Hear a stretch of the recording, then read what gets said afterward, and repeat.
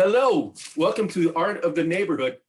I am incredibly excited today, more than usual, because our guest is Professor Rafael Gomez.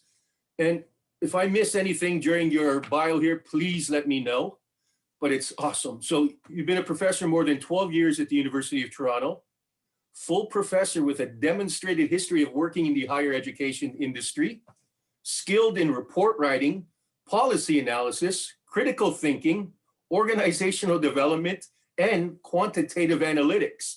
Wow, I just want to say that right now. International experience with a Doctor of Philosophy, PhD focused in labor economics, industrial relations, and human resources from the University of Toronto. And if that's not all, because you have a book with two other authors, Andrei Isakov and Matt Szymanski. Did I pronounce those names correctly? Both perfectly. Awesome. I'm getting good at this. Small Business in the City, which examines the power of small scale entrepreneurship to transfer local neighborhoods and the cities they inhabit. Basically, business improvement areas, BIAs, where I am the neighborhood director of the coolest one in the world. And that's from Vogue International, not just me.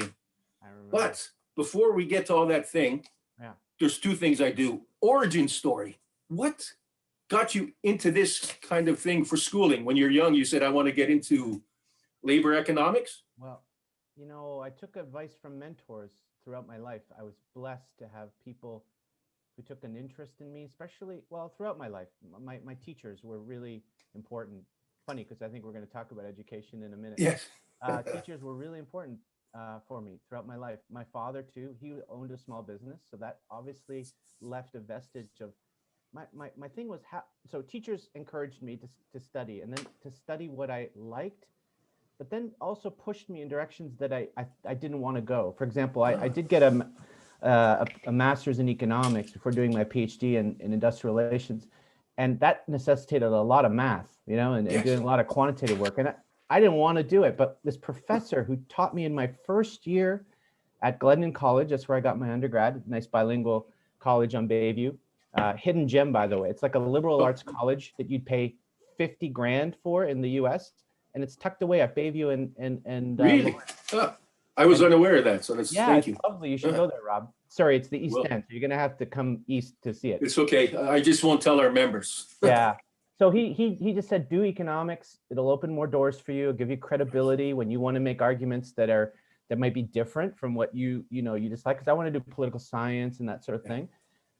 So that's kind of my life story. So my father was a small business owner in the East End. He immigrated from Spain.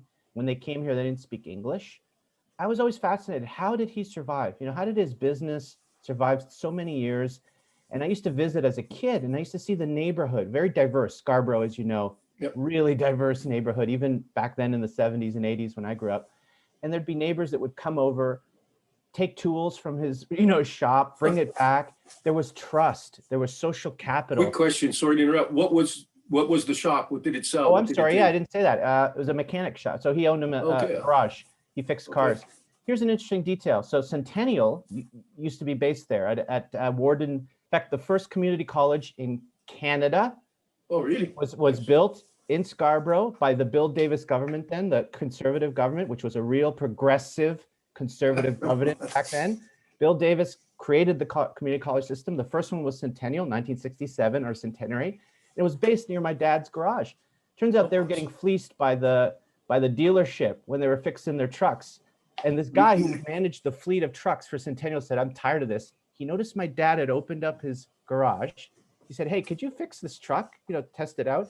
My dad fixed. He goes, there's nothing wrong with it. They left the spark plug caps just not hooked on. This guy said, you got my business. You're going to fix every truck and fleet of the Centennial College, which was kudos, congrats. Dad established trust in the neighborhood. Yes. And small businesses that survive over the long term are connected to their neighbors and neighborhood. And they create a sense of trust. And that loyalty is what I realized. I was always feeling sorry for small business owners. Oh, they got to compete against the big stores, but they survived. Because in their local communities where local knowledge exists, they can exist because you have a loyal clientele. You don't need thousands of people showing up every day and then leaving. If you've got 10 or 20 that will come back to you every week or every month or a couple of months, in the case of my dad, to do oil changes.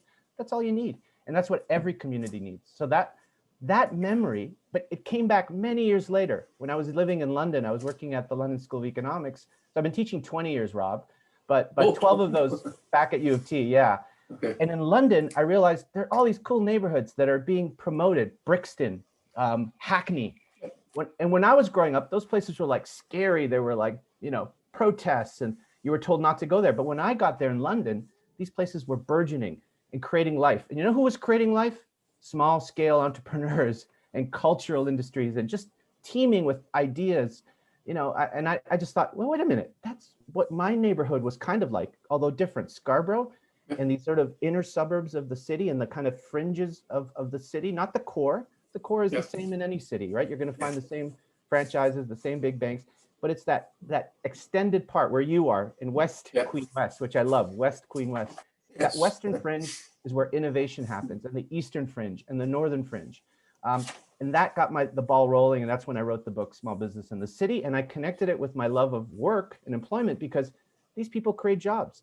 They create maybe 2 or 3 or 4 jobs in a small store, but count them up. When you've got several hundred in a strip, you're talking about thousands of jobs, right? Yeah, deserves to be recognized. That deserves. I just got to say, one of our arguments, or the arguments we try to bring forward, is that when they close a big factory, a car manufacturing company's closing, they bring in big money. When a BIA or a neighborhood closes, you're losing maybe even more jobs, more thing to the economy. I don't think that's thought about. Not at all.